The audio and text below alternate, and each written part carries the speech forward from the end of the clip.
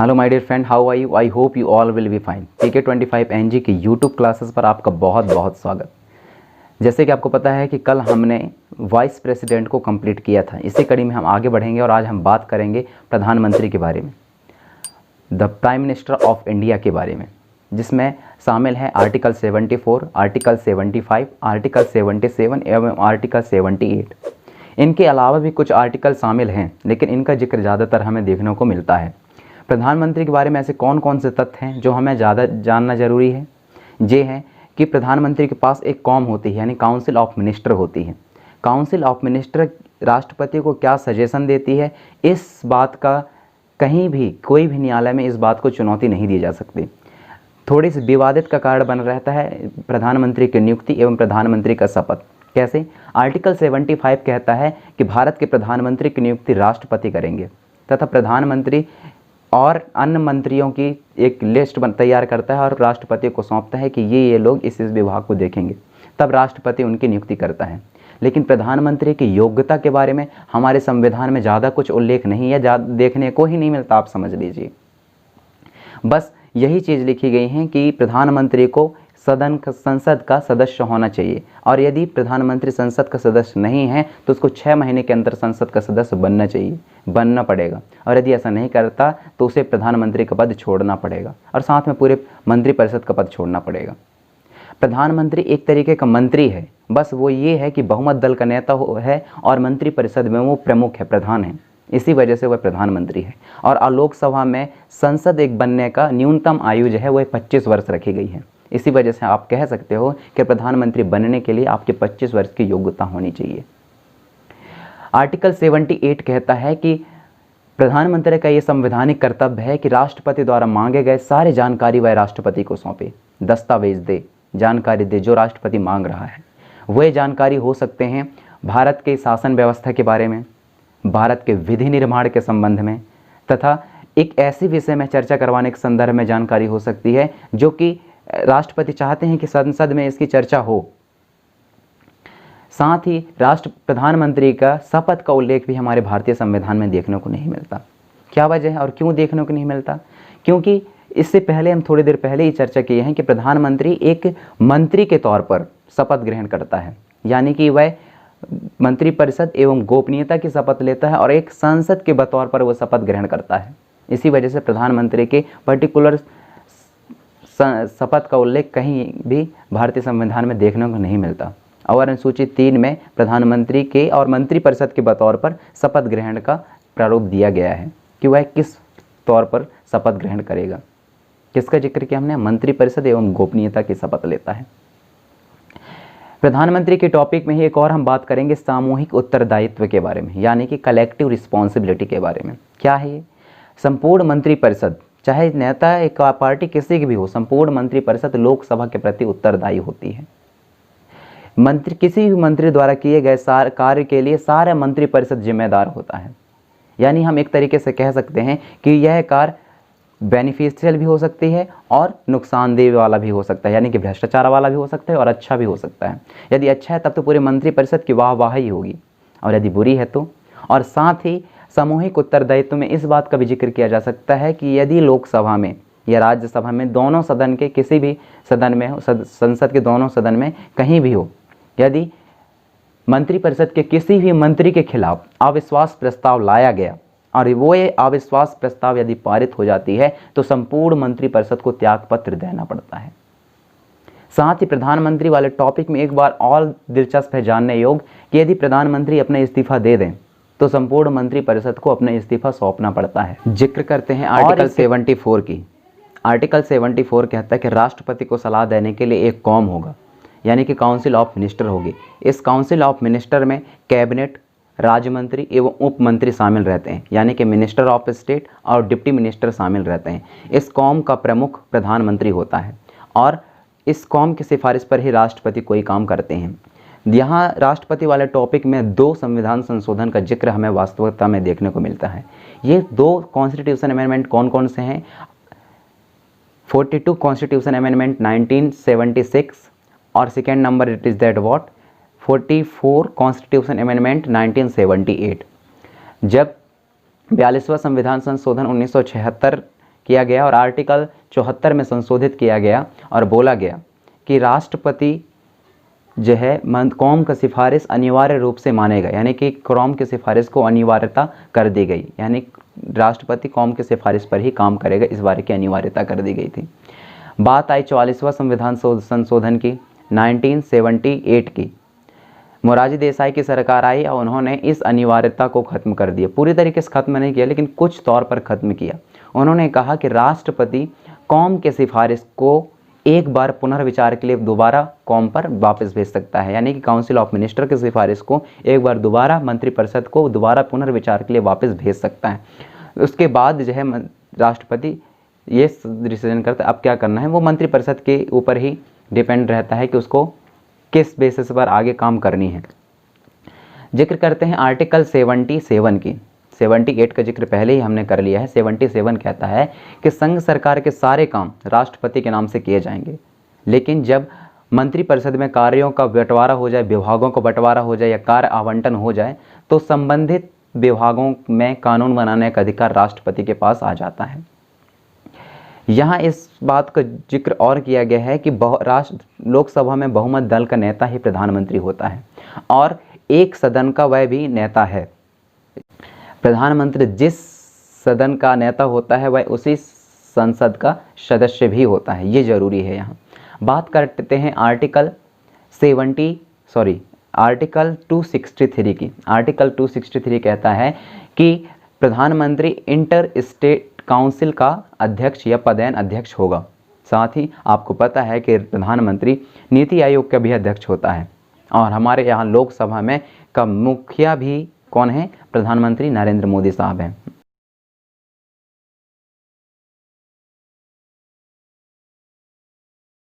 किस बात की शपथ लेता है? अनुसूचित 3 क्या कहती है कि मंत्री परिषद और दूसरा गोपनीयता, यानी दोनों ही शपथ अलग अलग करके 2 बार मंत्री परिषद यानी सांसद को दिलवाए जाते हैं। आगे बढ़ते हैं और जिक्र करेंगे अन्य चीज़ों। अन्य महत्वपूर्ण तथ्य जो कि प्रधानमंत्री के टॉपिक पर शामिल हैं। प्रधानमंत्री विधायिका एवं कार्यपालिका दोनों का प्रधान होता है। लोकसभा में जिस दल का स्पष्ट बहुमत होगा उसी के नेता को ही राष्ट्रपति प्रधानमंत्री के लिए नियुक्त करते हैं। क्या बोल रहे हैं कि जिस दल का स्पष्ट बहुमत हो लोकसभा में उसी दल के नेता को राष्ट्रपति प्रधानमंत्री के तौर पर नियुक्त करते हैं। स्पष्ट बहुमत ना होने पर राष्ट्रपति स्विश्वास से उनको प्रधानमंत्री के लिए आमंत्रित करेंगे जिसको लोकसभा में बहुमत प्राप्त करने का विश्वास हो। ऐसा लगता हो राष्ट्रपति को कि ये व्यक्ति अपना बहुमत लोकसभा में प्राप्त कर सकता है, तो ऐसी स्थिति में राष्ट्रपति स्वविवेक से उस व्यक्ति को प्रधानमंत्री बनने के लिए आमंत्रित करते हैं। जिक्र करते हैं मंत्रिपरिषद के कार्यकाल की। अब यहाँ एक बार फिर से आपके सामने विकल्प आ जाता है कि प्रधानमंत्री का कार्यकाल कितना होता है। प्रधानमंत्री का कार्यकाल कुछ नहीं होता भैया, वो मंत्रिपरिषद के बतौर पर, एक सांसद के बतौर पर उसका कार्यकाल 5 सालों का होता है। अधिकतम लोकसभा के कार्यकाल तक ही मंत्रिपरिषद का कार्यकाल होता है, लेकिन संविधान में प्रधानमंत्री के कार्यकाल का उल्लेख कहीं भी नहीं मिलता। मंत्रिपरिषद का आकार कैसा होगा? मूल संविधान में मंत्रिपरिषद के आकार से संबंधित कोई उपबंध नहीं दिए गए हैं। इससे संबंधित एक संविधान संशोधन जिक्र करते हैं 51वां संविधान संशोधन 2003 की, जिसके माध्यम से आर्टिकल 75 में अतः इस उपबंध के स्थापित किए जाने की बात कही गई है। मंत्रिपरिषद में प्रधानमंत्री सहित मंत्रियों की कुल संख्या लोकसभा के कुल संख्या का 15% से अधिक नहीं होनी चाहिए। वर्तमान में सेंट्रल मंत्रिपरिषद में अधिकतम 83 मंत्री हो सकते हैं। और महत्वपूर्ण तथ्य क्या है जो कि प्रधानमंत्री में शामिल हैं? तो ये हैं, जवाहरलाल अब 3 बार प्रधानमंत्री बने थे। इनका कार्यकाल था 1947 से लेकर के 1964 और पदावधि के दौरान ही इनकी मृत्यु हो गई थी। इंदिरा गांधी भी 3 बार प्रधानमंत्री के बतौर रहीं। 1966 से लेकर के 1977 तक इनका फर्स्ट शासनकाल चल रहा था। 1977 तक 2 पंचवर्षीय, और दूसरा इनका कार्यकाल चला 1980 से लेकर के 1984 तक, और ये हमारे देश के प्रथम महिला प्रधानमंत्री थी। साथ ही अटल बिहारी वाजपेयी जे एकमात्र ऐसे प्रधानमंत्री थे जिन्हें 17 दिन के लिए प्रधानमंत्री के तौर पर बनाया गया था, प्रधानमंत्री के पद पर रहे 17 दिन तक। डेट थी 16 मई 1996 से लेकर के 1 जून 1996 तक, 17 दिन के लिए प्रधानमंत्री थे। बात करते हैं मनमोहन सिंह के, ये 2 बार प्रधानमंत्री पद पर रहे, 2 पंचवर्षीय, 2004 से लेकर के 2014 तक, और हमारे अभी वर्तमान में हमारे मोदी सरकार हैं, और लग रहा है कि इनका भी 2 पंचवर्षीय पूरा हो ही जाएगा। 1 पंचवर्षीय तो कंप्लीट हो गई है 2014 से लेकर 2019 तक, और 2019 से ये अभी भी प्रधानमंत्री हैं और वर्तमान में हैं। जिक्र करते हैं R A Chauhan versus Punjab राज्य 2001 का मामला। इस मामले पर सुप्रीम कोर्ट ने कहा कि ऐसा व्यक्ति जो संसद को किसी सदन का सदस्य नहीं हो तथा एक बार मंत्री नियुक्त किया जा चुका हो। क्या बोल रहा है सुप्रीम कोर्ट ने कहा, ऐसा व्यक्ति जो संसद के किसी भी सदन का सदस्य नहीं है तथा एक बार मंत्री नियुक्त किया जा चुका है, उसे दोबारा मंत्री नियुक्त नहीं किया जा सकता। जिक्र करते हैं मंत्रिपरिषद की। मंत्रिपरिषद में कौम की, काउंसिल ऑफ मिनिस्टर की कौन कौन शामिल रहते हैं? कैबिनेट शामिल रहता है, मिनिस्टर ऑफ स्टेट शामिल रहते हैं, और डिप्टी मिनिस्टर शामिल रहते हैं। इन तीनों के कार्य क्या हैं और इन तीनों किस चीज़ की विशेषता बतलाते हैं? सबसे पहले हम बात करते हैं कैबिनेट की। प्रशासन की सर्वोच्च इकाई सरकार की नीतियां का संचालन कैबिनेट करती है तथा इसके सदस्य अपने विभागों के अध्यक्ष होते हैं। इनके सदस्य अपने विभागों के अध्यक्ष होते हैं। कैबिनेट शब्द का उल्लेख मूल संविधान में नहीं है। 40वां संविधान संशोधन 1978 द्वारा इसे आर्टिकल 352 में शामिल किया गया। राष्ट्रपति को पता है कि आर्टिकल 352 जो है राष्ट्रपति के आपातकाल पर लागू करने के लिए कैबिनेट के लिखित अनुशंसा पर सिग्नेचर होने के बाद ये राष्ट्रपति आपातकाल लगा सकता है, और यही है कैबिनेट, इन्हीं के अनुशंसा पर राष्ट्रपति काम करता है। दूसरा बात करते हैं मिनिस्टर ऑफ स्टेट की। मिनिस्टर ऑफ स्टेट क्या है? इन्हें कैबिनेट के बैठकों में भाग लेने का अधिकार नहीं होता। ध्यान से सुनना, कैबिनेट के क्या काम है और मिनिस्टर ऑफ स्टेट के क्या काम है। मिनिस्टर ऑफ स्टेट का क्या काम है कि यह कैबिनेट के बैठकों में भाग लेने का अधिकार नहीं होता इनके पास। इनको 2 श्रेणियों में बांटा गया है। एक तो स्वतंत्र प्रभार वाले मंत्री, यानी कि वे मंत्री जिन्हें स्वतंत्र प्रभार नहीं दिया गया हो। देखिए 1 मिनट, जो मिनिस्टर ऑफ स्टेट है इन्हें 2 भागों में बांटा गया है। क्या? स्वतंत्र प्रभार वाले मंत्री और वे मंत्री जिन्हें स्वतंत्र प्रभार नहीं दिया गया हो। स्वतंत्र प्रभार वाले मंत्री अपने विभाग का प्रमुख होता है, जबकि स्वतंत्र प्रभाग वाले व्यक्ति या राज्य मंत्री के अधीन काम करते हैं। बात करते हैं, जिक्र करते हैं डिप्टी मिनिस्टर की। डिप्टी मिनिस्टर कैसे हैं? ये मंत्री कैबिनेट और स्वतंत्र प्रभार वाले मंत्री के अधीन काम करते हैं। डिप्टी मिनिस्टर कही जाए तो एक तरीके से लो कैटेगरी के मिनिस्टर हो गई, जो कि दोनों के अंडर काम करते हैं, किसके? कैबिनेट के अंदर भी, और जो दूसरा मिनिस्टर ऑफ स्टेट यानी कि स्वतंत्र प्रभार वाले मंत्री के अधीन काम करते हैं। लेकिन मिनिस्टर ऑफ स्टेट को कैबिनेट की बैठकों में भाग लेने का अधिकार नहीं होता, और इन्हें 2 भागों में बांटा गया। ऐसे मंत्री जो कि स्वतंत्र प्रभार वाले मंत्री हों, और ऐसे जो स्वतंत्र प्रभार वाले व्यक्ति ना हो, मंत्री ना हो। यहाँ जिक्र आती है हमेशा ज़्यादातर टाइम पे कि मंत्रिपरिषद और मंत्रिमंडल, क्या इनमें कौन डिफरेंसेस है? बिल्कुल, मंत्रिपरिषद में प्रधानमंत्री, कैबिनेट, मिनिस्टर ऑफ स्टेट और डिप्टी मिनिस्टर शामिल रहते हैं। लेकिन यदि हम मंत्रिमंडल की बात करें तो only the group of the cabinet minister. मंत्रिमंडल में केवल और केवल कैबिनेट मिनिस्टरों का मंडल होता है, ग्रुप होता है, उसी को मंत्रिमंडल बोला जाता है। लेकिन मंत्रिपरिषद में बहुत सारे लोग शामिल हैं, याद रखना है आप। दूसरा, मंत्रिमंडल का आकार छोटा होता है पर महत्व बड़ा होता है। मंत्रिमंडल का आकार छोटा होता है पर महत्व बड़ा होता है, क्योंकि शासन की नीतियां का संचालन यही लोग करते हैं। मंत्रिपरिषद का आकार बड़ा होता है लेकिन महत्व छोटा होता है। चलिए, प्रधानमंत्री वाला टॉपिक पढ़ ही रहे हैं तो इसी में हम डिप्टी प्राइम मिनिस्टर को टॉपिक भी कंप्लीट कर देते हैं, कि उप प्रधानमंत्री वाला टॉपिक। भारतीय संविधान में उप प्रधानमंत्री का जिक्र कहीं भी देखने को नहीं मिलता, लेकिन कुछ चीज़ें ऐसी होती, कुछ पद ऐसे होते हैं जो संवैधानिक प्रावधानों से हटकर नियुक्त किए जाते हैं, और इसी में शामिल है उप प्रधानमंत्री। उप प्रधानमंत्री का काम क्या है? कभी प्रधानमंत्री यदि विदेश दौरे पर हों तो ऐसे स्थिति में उप प्रधानमंत्री प्रधानमंत्री के पद पर रह करके प्रधानमंत्री के काम को देखते हैं। लेकिन एक और चीज़ है दिलचस्प जानना है यहाँ कि वो क्या है, सुनना पहले। प्रधानमंत्री की मृत्यु के बाद, प्रधानमंत्री का त्यागपत्र देने के बाद कि उप प्रधानमंत्री प्रधानमंत्री के पद पर ग्रहण नहीं करता, क्योंकि इसका जिक्र जब हम पहले कर रहे थे तब आपको पता चल गया होगा कि मंत्रिपरिषद में कोई भी व्यक्ति यदि एक बार त्यागपत्र दे दे या एक व्यक्ति त्यागपत्र दे दे या प्रधानमंत्री त्यागपत्र दे दे तो ऐसी स्थिति में पूरी मंत्रिपरिषद का त्यागपत्र माना जाता है। और यही एक बात है कि यहाँ उप प्रधानमंत्री को ये वाली एबिलिटी, ये वाली विशेषताएं इसके लिए शो नहीं करती। उप प्रधानमंत्री कौन होगा? उप प्रधानमंत्री मंत्रिमंडल का वरिष्ठ व्यक्ति होता है और अब तक भारत में उप प्रधानमंत्री में को 7 बार सृजन किया गया है, मतलब 7 बार उप प्रधानमंत्री बनाए गए हैं। लेकिन व्यक्तियों की संख्या में यदि हम काउंटिंग करें तो व्यक्तियों की संख्या 8 आती है। तो यहाँ कुछ डिफ़िकल्टी से समझ में आती होगी कि 7 बार आप सृजन कर रहे हैं, 7 बार आप नियुक्त कर रहे हैं, लेकिन 8 व्यक्ति कैसे इस अब तक हुए हैं।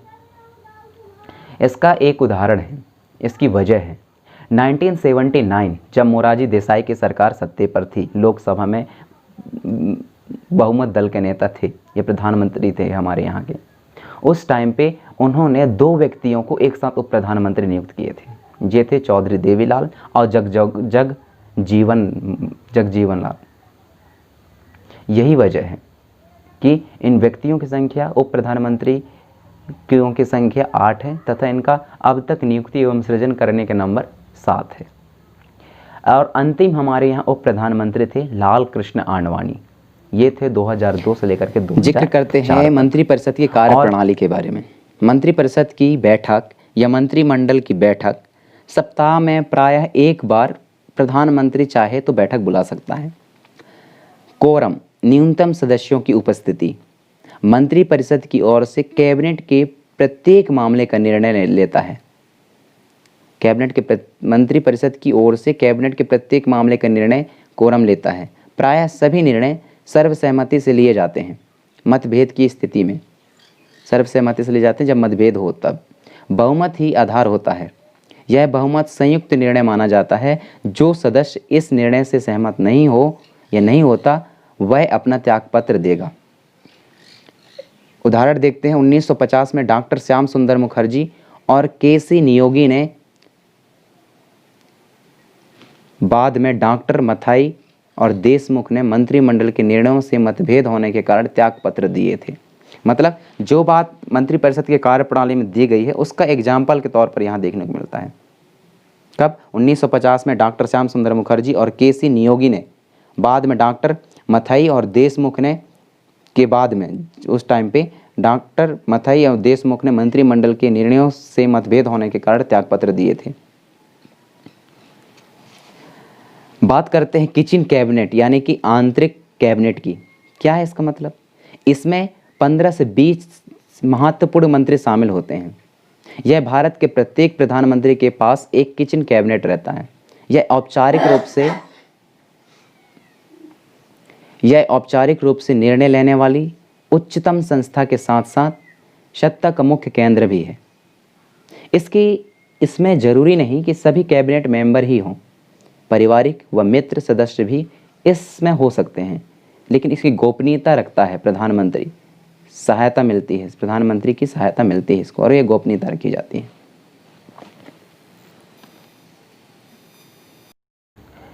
ओके फ्रेंड्स, आई होप कि आप प्रधानमंत्री और उप प्रधानमंत्री से संबंधित ज़्यादातर चीज़ों को समझे होंगे।